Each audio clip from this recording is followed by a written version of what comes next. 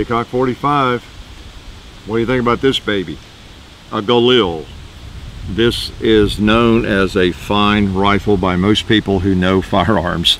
This happens to be the 308 version, the 7.62 by 51, which is a beast. If you don't know, the Galil has been around for a while, since I guess in the early 70s. It was developed in the late 60s, early 70s, and then adopted by Israel, the IDF, in the I think the early 70s, and used up through the early 90s. And it was their standard issue rifle, mostly in 5.56, but they also made it in 7.62, 308, and that's what this baby is. Okay, thanks to Tennessee Gun Country up in Clarksville, lent us this firearm. We appreciate it. Appreciate the help we get from Federal. We're going to shoot Federal ammo through it, of course. Some 308 there, 150 grain, full metal jacket. And we appreciate the assistance we get from Bud's Gun Shop. I hope you will support the people that support us. Okay, so what do we have? Actually, I used to own one of these things, believe it or not. In the 80s, when I first moved here and bought this place, I picked one of those up. I guess it was after I moved here, briefly after I moved here. I had it for a couple, 3, 4 years, and let it go, let it go.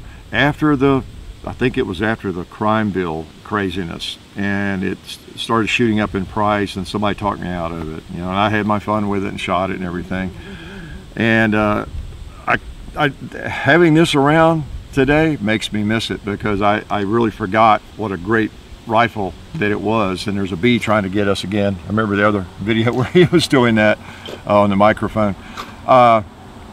But this thing is a gorgeous rifle, and you can tell probably already it's patterned after the AK, which right away tells you it might be decent, right?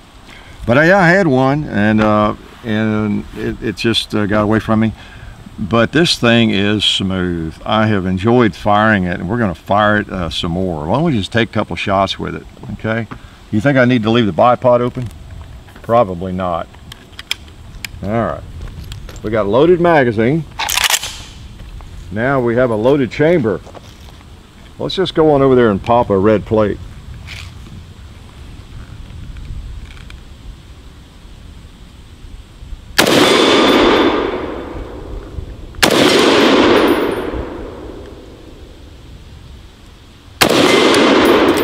Sweet, feels good. Let me try the middle one. Hit it so hard, knocked it off. Try the other one over there. Maybe I'll try the little one, the smallest one.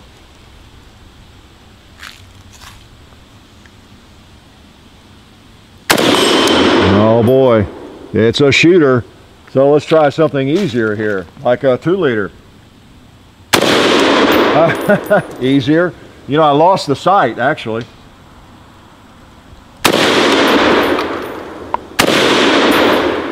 Again, if it were mine, I'd probably do a little painting, just like the AK. Flip up the safety there. Pretty cool. You might see a few drops of rain up here on it. It's trying to sprinkle a little bit. Maybe it might be good. It'll keep it cool. Oh, I know what let's do. Let's shoot that paper before it gets wet.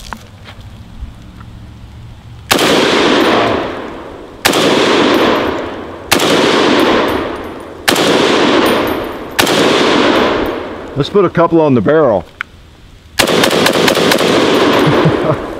Oh man. Woo, this thing is hot. Another 2-liter.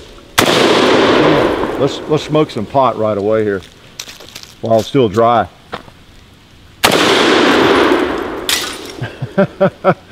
It didn't present me much of a target. I could have shot it before it hit the ground.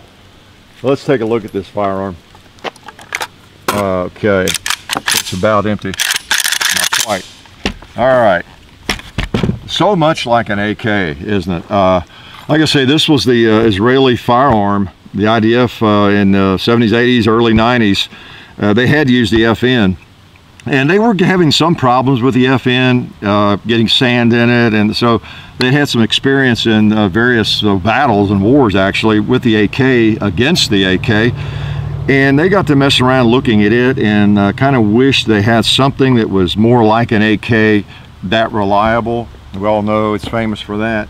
So what they did was, specifically a fellow named Galil, had some help, came up with a better version, really, in a lot of ways, of the AK. So they took the AK and tried to make it even more accurate and more reliable and softer shooting. This thing doesn't feel like a it doesn't feel like a, what am I trying to say, like a 308. It really doesn't. They modified the gas system a little bit, and I think I'd need to have a physics degree to fully understand what I've read about that, but they modified it just a little bit, and of course it's got some weight, so you really don't get a bunch of punch. It does feel almost more like a 7.62 by 39 that you're shooting. It really doesn't feel all that different from shooting my Arsenal AK. But just to prove it to you that it is an AK, now we are clear, or it's kind of an AK variant. And this, I understand, this lug, they extended that just to make that more sturdy, because your sight is right there. You get your flip-up sights for, I think, 300 and 600 meters. You got a flip-up tritium sight there and in the front. How cool is that? So let me see if I can not be too fumble-fingered. Take it apart. Yeah. How's that look? Does that look like an AK to you? It does, doesn't it? Pretty familiar look. Get that out.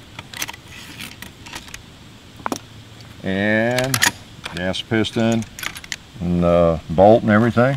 That's pretty much AK, except for this flange here, you know, behind the head there, the piston. That, now, as I understand, I've read that was to help stabilize that, so it's not quite as sloppy, but it's also to keep gas from building up in there. It gives it a relief too. So I'm not sure what all it does exactly, but that is one difference for you folks that have seen AK pistons and everything. That's a little bit different there. I can see how it would stabilize it a little bit. But you know, it's pretty much AK. And AK, interesting here, you don't have the lever, and the gas tube just slides back, comes out, slides there, and the little mortises, pretty cool. And right back in. It's just really feels like a precision instrument. There's no doubt about it. I remember mine, you know, just being impressed with it. And actually, I probably know a little bit more, and I've had more experience with firearms since then, since the 80s, with a lot of different firearms. So in a lot of ways, I can appreciate the quality of it better now. I've had several AKs and you know, firearms like this, so I do have a better appreciation for it, I'll have to say, and I probably would not have sold it now that I know what I know. Because at that time, I didn't know what I didn't know. You know, get right down to it. Okay, so pretty cool. Quite a battle rifle. Oh man, this thing is nice. Now this is the they make about of the Galil. They had several different versions of it. They had the standard rifle. They had a carbine. They had even a shorter carbine, and then they had this is considered the light machine gun. Now this is not a machine gun. It's semi-auto, but in the the select fire version, it was fully auto if you wanted it, and that was one reason they tinkered around, I think, with that gas system, tried to improve it some, so that in full auto fire, you could handle it better. And so another reason for the wooden fore-end there would keep the heat away from your hand better, and it seems to work. I have fired it quite a bit, and it doesn't get your hand warm at all. It's pretty good. It's got a great folding stock. You push down on it, which breaks it. I like that. It's really solid, and then you just pull out on it and it will come back. Okay, so really nice. I remember that being the best folding stock I'd ever seen at the time, and maybe since then even. So that is cool. Now it also has the bipod is pretty cool, and John and I have been shooting it, messing with it. It's a bipod that's just really works. It's loose, just enough loose, and it's easy to get on. When I first tested to see if it was sighted in, I just thought, wow, that is a nice bipod, and it was sighted in. No doubt about it. The owner has a lot of these kinds of things, and I figured the sights would be right on, and they are. But I like that bipod. It looks a little thin, but it works. It's great. You also have, I'll show you a couple things here before we fire it. The bipod also serves as a wire cutter. I read somewhere that in just traveling through some of the rural areas, they needed something like this just to cut fence wire and that kind of thing. And so you got a built-in wire cutter. So look at this. As you close it, it cuts that wire. How's that for cool? So I thought I'd demonstrate that in case you thought I was kidding. And something else, that's not a bottle of beer on the table there. We would never do that. It has a built-in bottle opener and it's not accidental. Now I've read 2 or 3 different reports of it. This is root beer. Hopefully you can understand English if you're in another country. Root beer, not beer. Happen to have 1 bottle of this. But it has a bottle opener. Let's see if it works. Now you know what's going to happen. It's probably going to go everywhere. Let me hold it out over here. See if it works. There we go. It's a little warm, but it's root beer. Okay, root beer, everybody. Okay. Somebody in some foreign country is probably thinking, what's he say? He's rooting for beer? Yeah, on the shooting table. Now, that's not as gimmicky as it sounds. I read that that one of the reasons for that was that, you know, in Israel you have a lot of people in the civilian reservist forces or whatever they call them, just a lot of people with these firearms. Not many probably with the 308 version, 5.56 more likely, you know, most people would have and use. But they ran into an issue. There's a real world problem with the Uzis and other guns, with people using the magazines to open the bottle. You know, the magazine lips. And I can just see that. I haven't tried it, but I can just envision an Uzi magazine, the lips, you know, fitting about around a bottle like that, and being something that would work. But they would bend the lips on the magazines, and then the magazines wouldn't be reliable. And so over time, you'd have a lot of the magazines ruined, you know. So actually, that was intentional for that reason. It's not a joke or even an afterthought. So anyway, that's pretty interesting, I thought. And you got your bolt turned up here like that. It's pretty cool because you can grab it from either side a little bit easier, you know. And it's just a really cool gun. One thing's interesting, it reminds me of my Arsenal AK. When it's, let's say I'm hot and ready to go, and I got my safety on. That's one of the awkward things about an AK style, you know, safety a little bit. Well, it operates over here by the thumb, and that's where Arsenal got that idea, I guess, of course. So you just push forward, push it right down, and you're ready to fire. So it'd be a great carry gun. Well, you know what I mean, not concealed carry, but you can have the safety on, and you know, as you're moving through the forest or wherever you are, then it would just be a simple push of the thumb. You're on safe, but push that down, boom. You know, I like that. The Galil 308. So this was what they used up until the early 90s to mid 90s, and they went to the M4, M16, I believe, and now I guess the Tavor. So I'm not an expert on the military history over there. This is imported by Action Arms. It's an old one, I guess pre-banned. This is made by IMI, you know, got right on the side, not IWI, which is IWI now. But so these were, again, available back in the 80s, you know, and I guess late 70s, well, the 70s and in the 80s. And can't believe I had one, let it go. Pretty cool gun. Let's shoot the thing a little bit more. Okay, magazines, they're kind of a straight affair for the 308, but they rock in like an AK, like you'd expect, and lock in the same way. All right, so what do we got here that hadn't been addressed? Safety off. Now what I do? You know, I didn't get that mag in all the way or something. Let me check. It didn't. Yeah, I didn't get it locked in properly. Like I said, it's been a while since I've had one. Oh, yeah, and look what I did there. I pushed that bullet down. So again, whenever you see that, you don't want to fire that, because when the bullet, that's called bullet setback, it can happen for a variety of reasons, handguns or rifles.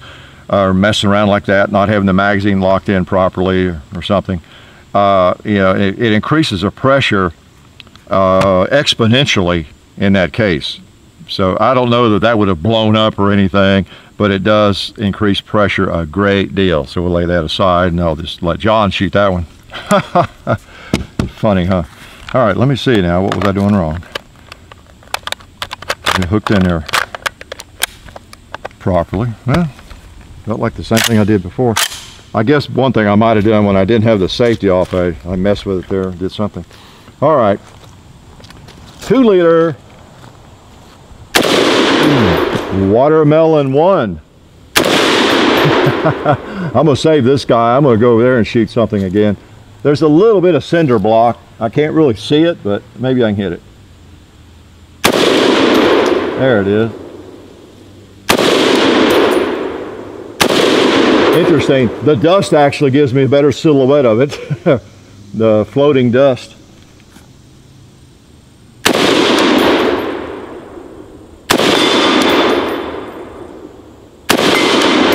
It's a hot round. You can't shoot anything else with it. Can't shoot animals or over there. It's hard, just like a 308.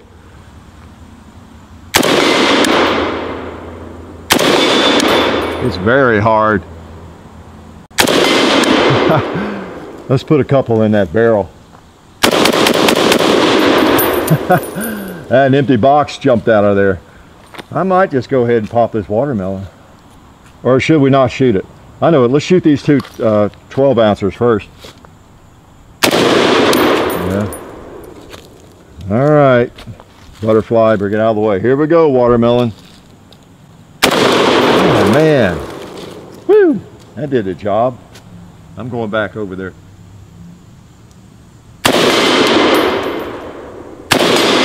I know what let's do before we're out of ammo. Let's put the tripod on. Let's see if the tripod works. All right.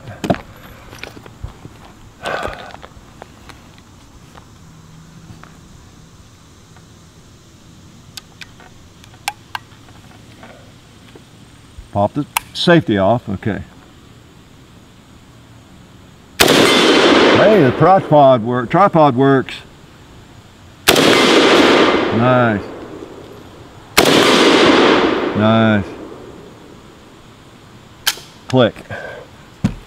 Now the bolt doesn't stay back like typical on an AK, and that's intentional, really, because it helps keep dirt out.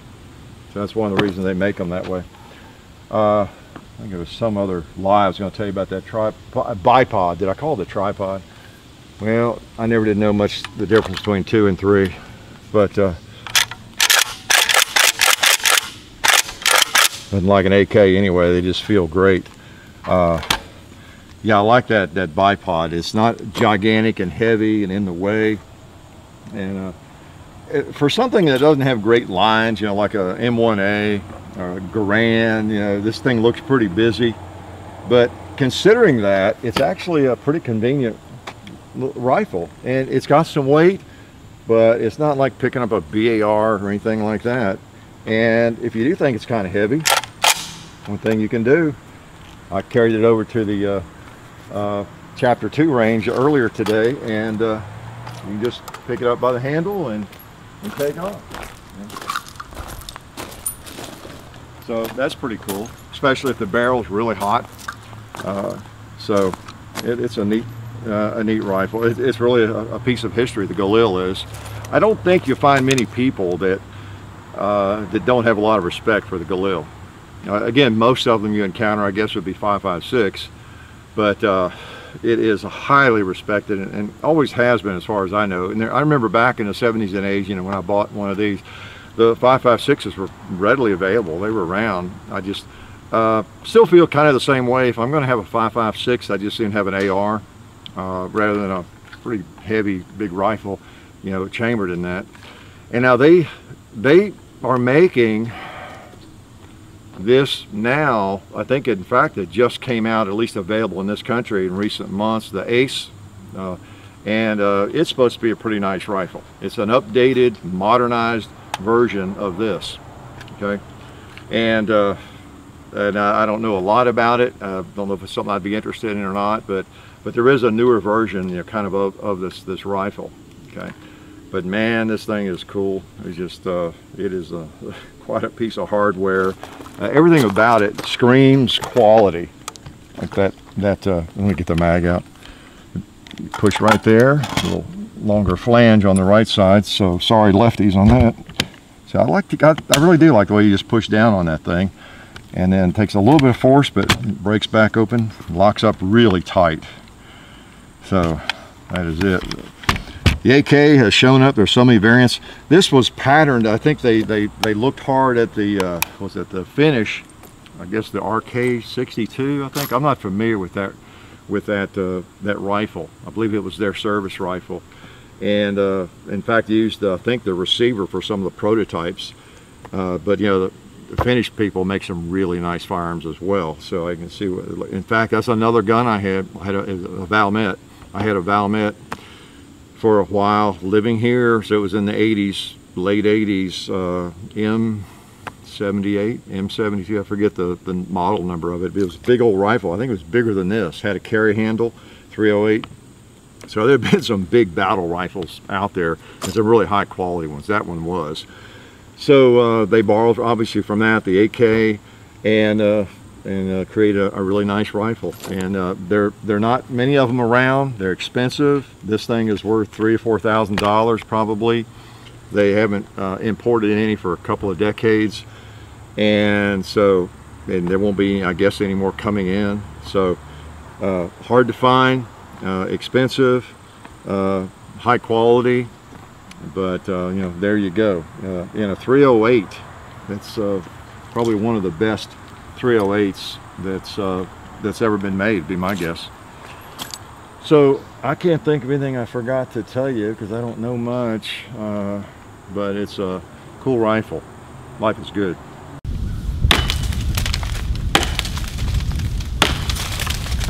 Oh, well, since I'm still here, let me take this moment to thank SDI, the Sonoran Desert Institute, for their support of the channel. We appreciate, you know, their help. SDI is a place where you can get certified in gunsmithing. You can even get an associate's degree in firearms technology and work in various areas of the firearms field. Might be appealing to you. They work a lot with veterans, and just a pretty cool place. So check out the link, sdi.edu. The link is in the description of most videos, almost all videos for the last 6 months or more. So so check that out.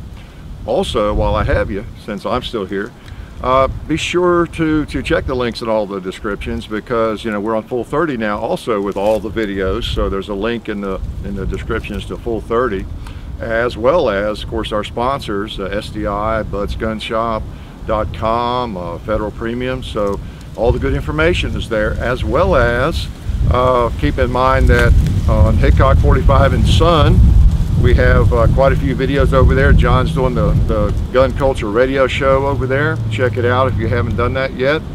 Our Facebook page, the Hickok 45 Facebook, the Hickok 45 and Son Facebook page.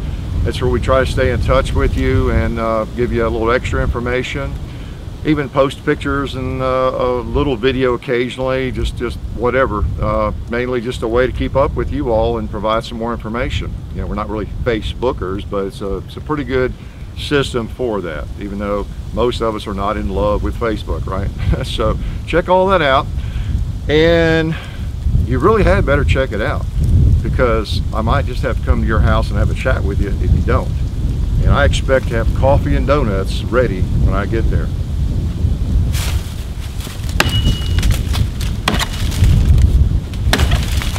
All right.